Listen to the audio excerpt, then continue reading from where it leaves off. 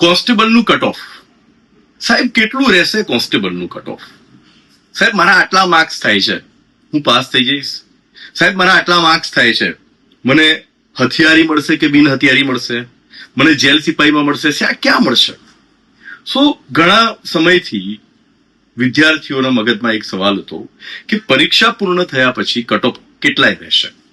મેં ઓલરેડી જે વિડીયો પહેલા બનાવ્યો હતો એનાલિસિસમાં મેં જણાવ્યું હતું કે હું બીજા દિવસે કટ ઓફનો વિડીયો બનાવીશ, પણ પૂરતું સમીક્ષા સર્વે કર્યા પછી બનાવીશ. એટલે મેં ઉતાવળ ન કરી અને હવે આપણે કટ ઓફના વિડીયો તરફ વધી રહ્યા છે. એ પહેલા આપણે જોઈએ કે લાસ્ટ ભરતી, પહેલા આપણે છેલ્લી ભરતી જોઈ લઈએ અને પછી એના પેપરનું અને એના પરિણામનું કમ્પેરિઝન કરીને હું તમને ફાઇનલ કટ ઓફ કહીશ. છેક સુધી આ વિડીયોમાં જોડાયેલા રહેજો.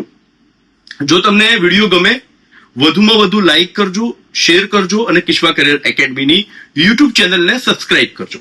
અહીંયા હું એક વાત કહીશ કે 22 જૂન 2026 એટલે કે સોમવારે કિશ્વા કરિયર એકેડમી દ્વારા વર્ગ 3 ની વિવિધ પરીક્ષાઓ, જેમાં પીએસઆઈ કોન્સ્ટેબલ થી લઈ સીસીઈ વર્ગ 3 ગ્રુપ એ, ગ્રુપ બી અને તલાટી કમ મંત્રી જુનિયર ક્લાર્ક અને ફોરેસ્ટ, જેમાં વનપાલ, વન સહાયક બધી પરીક્ષાઓનો સમાવેશ થઈ જાય છે, એવી વર્ગ 3 ની ફાઉન્ડેશન હાઇબ્રિડ બેચ લોન્ચ થઈ રહી છે. ઓફલાઈન ઓનલાઈન, એમાં ઓનલાઈન રેકોર્ડિંગ હશે પણ ઓફલાઈન બેચ લોન્ચ થઈ રહી છે.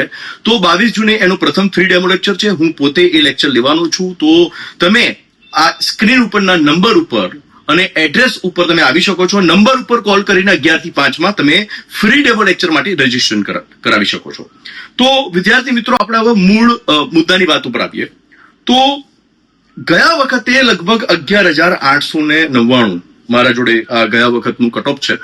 11,899 નું સિલેક્શન થયું હતું, જેમાં 8,782 જેટલા પુરુષો હતા અને 3,117 જેટલી મહિલા ઉમેદવારોની પસંદગી થઈ હતી. 12 ડિસેમ્બર 2025 ના રોજ આ પરિણામ આપવામાં આવ્યું હતું. એમાં આપણે જોઈએ કે કટ ઓફ કેટલાય અટક્યું હતું. હવે હું એક એક કટ ઓફ તમને કહું કે ભાઈ હથિયારી બિન હથિયારીનું કટ ઓફ જે છે એ 132 હતું. ધેન હથિયારીનું કટ ઓફ 124 હતું. ધેન જેલ સિપાહીનું જે કટ ઓફ છે 121 અને જે એસઆરપી છે 120. આપણે અત્યારે ઓવરઓલ કટ ઓફમાં જે લાસ્ટ કટ ઓફ એસઆરપી વાળું કટ ઓફ છે આપણે એ લઈને ચાલીશું. તો ગયા વખતે તમે જોયું કે 120-21 ઉપર એસઆરપી જેલ સિપાહીનું કટ ઓફ અટક્યું હતું અને એનાથી 10 માર્ક્સ વધારે આપણે કટ ઓફ અટકેલું હતું, જેને કહી શકાય કે બિન હથિયારી. પછી મહિલાઓ અને પુરુષ ઉમેદવારોના કટ ઓફની અંદર એક બહુ મોટો તફાવત જોવા મળ્યો હતો. લગભગ એમ કહી શકાય કે 20 માર્ક્સનો તફાવત, 15 થી 20 માર્ક્સનો તફાવત દરેક કેટેગરીની અંદર, એવરેજ 20 માર્ક્સનો તફાવત દરેક કેટેગરીની અંદર મહિલા અને પુરુષ ઉમેદવારોના મેરિટમાં રહેશે. તો આ લાસ્ટ કટ ઓફ જે હતું, જે આપણે વાત કરીએ તો 120 જેટલું આપણે માનીને ચાલીએ જનરલ પુરુષ. ધેન ઈડબ્લ્યુએસ 118 પુરુષોનું કહી રહ્યું છે.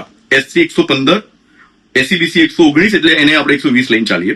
એસટી 80 અને મહિલાઓની વાત કરીએ આપણે તો જેલ સિપાહીમાં એમનું છેલ્લું કટ ઓફ હતું. જનરલમાં 97, ઈડબ્લ્યુએસ ને 80, એસટીમાં 96, એસસીબીસીમાં 97 અને એસટીમાં 83. આ ગયા વર્ષનું કટ ઓફ હતું. હવે આ ગયા વર્ષના કટ ઓફ અને ભરતીને આપણે આ વર્ષ જોડે સરખાવીએ તો આ વખતે લગભગ 12,700 કરતા વધારે ભરતી છે.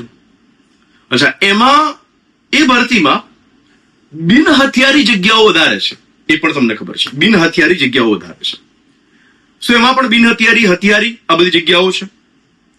ગયા વખતનું જે પેપર હતું એ કદાચ આ વખતના પેપર કરતા થોડુંક એનું લેવલ ટફ હતું. ગયા વખતનું પેપર 2025 ના પેપરની વાત કરું છું. જગ્યાઓમાં વધારે ફરક નથી. આપણે એવું કહી શકીએ કે 800-900 જગ્યાઓનો ફરક છે. આ વખતે 800-900 વધારે છે.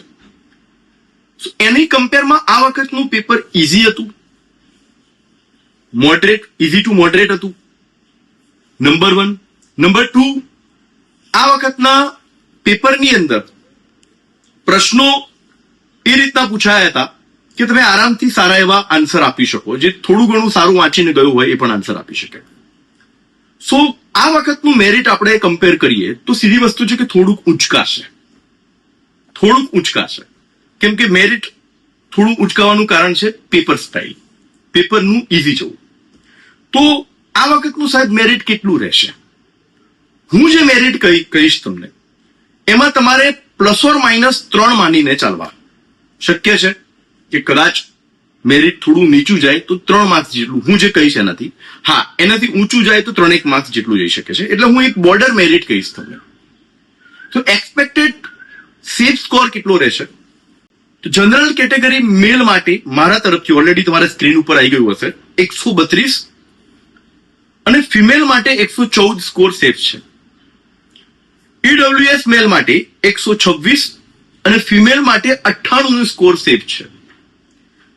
એસસી માટે મેલ માટે 122 અને ફિમેલ માટે 103 નો સ્કોર સેફ છે.